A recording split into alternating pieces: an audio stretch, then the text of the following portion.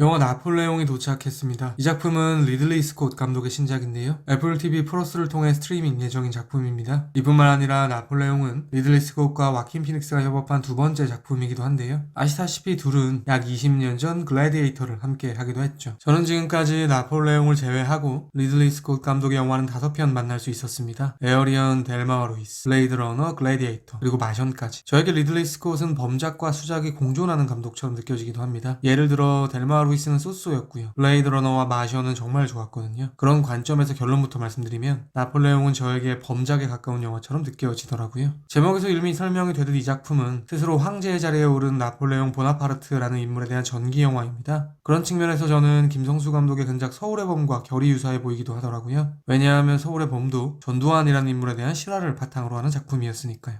아무튼 나폴레옹은 역사학자들 사이에서도 평가가 갈리는 인물이라고 알고 있는데요. 그러니 그를 다루는 창작자들마다 해석이 완전히 달라질 수는 있을 것 같습니다. 제 추정인데요. 리들리 스콧은 나폴레옹에게 그리 곱지 않은 시선을 보내고 있는 것 같습니다. 물론 나폴레옹에 대한 일반적인 비판처럼 권력욕 부분을 많이 건드리고 있는 것 같진 않고요. 다만 그를 유아적으로, 그러니까 덜 성장한 어른처럼 그리고 있는 것처럼 느껴지는 것이죠. 또한 프랑스가 무대인 영화임에도 불구하고 모든 인물들은 영어를 사용하고 있습니다. 고증이 조금 이상하다는 생각이 들었고요. 한편으로는 이미 영국 감독의 필터링이, 그러니까 영국의 시선 속 프랑스라는 렌즈가 한꺼풀 들어간 것인가? 라는 생각이 들기도 했습니다. 아무튼 이 작품 속 나폴레옹에 대해 유아적 어른이라는 인상을 짓게 하는 것은 아마도 영화에 녹아있는 오이디푸스 콤플렉스 혹은 마마보이 설정 때문일 것 같은데요. 그것은 자연스레 조제핀이라는 여성을 관통해서 설명이 가능할 것 같습니다. 그에 대한 이야기를 비롯하여 조제핀의 편지, 오프닝 결말 해석, 그리고 마지막으로 폭탄 상징에 대한 이야기까지 나폴레옹 끝장 리뷰 지금 시작합니다. General, we are discovered. Good. Wait! Guys! It's a trap! Retreat!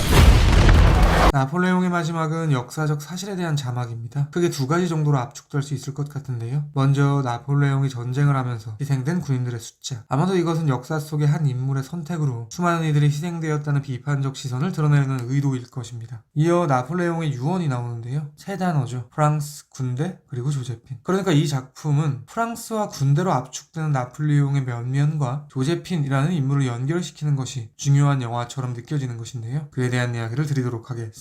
결론부터 말씀드리겠습니다. 저에게 나폴레옹과 조제핀의 관계는 서로를 사랑하는 두 연인이라기보다는 비유적 모자 관계처럼 보이기도 합니다. 솔롱 전투의 승리 후 나폴레옹은 동생 루이시앵에게 묘한 이야기를 합니다. 그것은 이 영광을 어머니께 바친다는 뉘앙스의 대사였는데요. 후에도 몇 번 반복되죠. 그러니까 리들리 스콧이 다루는 나폴레옹은 기본적으로 모친과 애착 관계를 갖고 있는 성인인 것입니다. 나폴레옹이 조제핀의 집에 처음 갔을 때 그가 그녀에게 플러핑을 하는 방식도 꽤 독특한 부분이 있는데요. 상대의 아름다움을 거론한다기보다는 한 가정을 이렇게 잘 꾸린 대단한 여인이 어떤 분이냐는 식으로 추파를 던지기도 하죠. 즉 그는 남편 없이 두 자녀를 양육하고 가정을 잘 지켜낸 엄마로서의 조제핀에게 반한 것처럼 표현되고 있는 것입니다. 이외에도 영화 내내 조제핀이 나폴레옹을 조련하는 듯한 대사와 설정들이 나오는데요. 저에게는 아들을 대하는 엄마의 훈육처럼 느껴지기도 하더라고요. 이런 관점에서 보면 영화의 오프닝도 흥미롭습니다. 영화는 마리 앙뚜아네트의 처형으로 시작됩니다. 이를 다르게 말하면 단두대를 바라보는 나폴레옹의 시선으로 출발한다고 볼 수도 있겠죠. 그러니까 이 작품은 국가의 어머니인 왕비가 죽는 것을 목격한 어른아이의 모습으로 시작되는 것인데요. 작품 속 나폴레옹의 엄마를 지속적으로 갈구한다는 점에서 저는 이 도입이 인상 깊게 느껴지더라고요. 조금 더 파보면요. 이렇게 말할 수도 있을 것 같습니다. 나폴레옹은 엄마의 죽음으로 시작해 엄마의 죽음으로 끝나는 영화다라고 말이죠.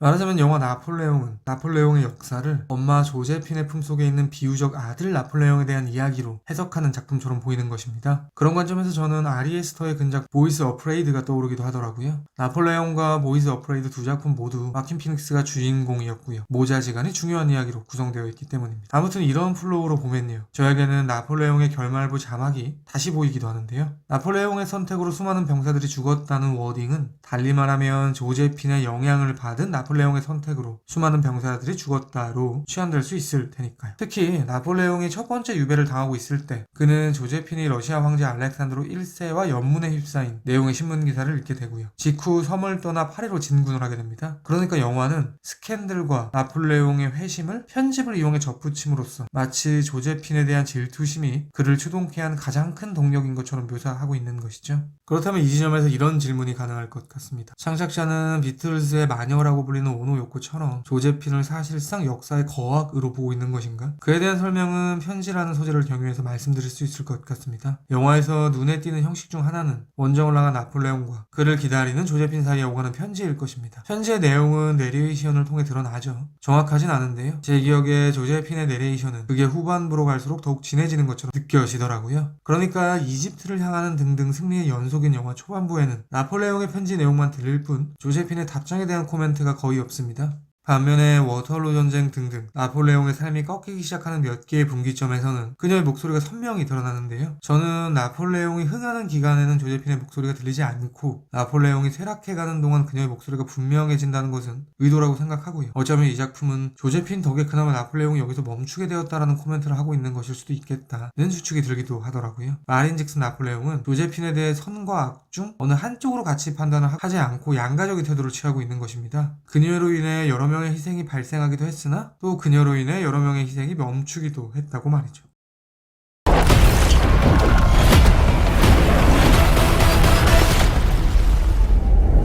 I'm not built like other men. Generals gathered in their masses.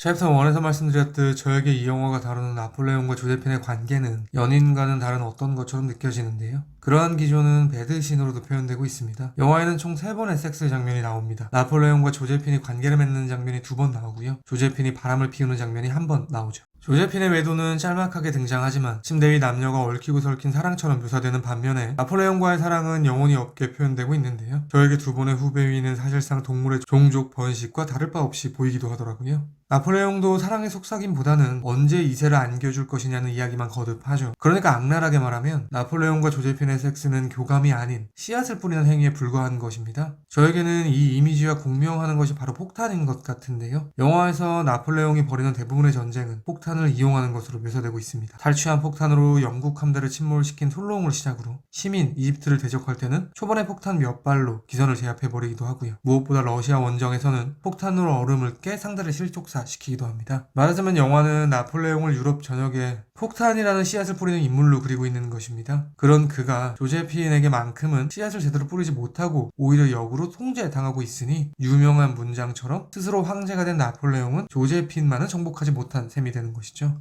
솔롱 전투에서 나폴레옹의 말은 폭탄에 맞아 죽게 되는데요. 결국 폭탄으로 대변되는 번식, 정복의 욕망이 스스로에게 위해를 가하게 될 것이라는 도입부의 복선은 아닐까 싶기도 했습니다. 나폴레옹에 대한 제 별점은 별 3개고요. 한 줄 평은 다음과 같습니다. 마마보이 나폴레옹. 제가 100% 확답을 드리지는 못하겠지만 아마도 다음 리뷰는 지금 보여드릴 이 영화가 되지 않을까 싶습니다. 그리고 당연한 이야기지만 그 어떤 영화라 해도 언제나 영화는 제 리뷰보다 무조건 위대합니다. 들어주셔서 감사합니다.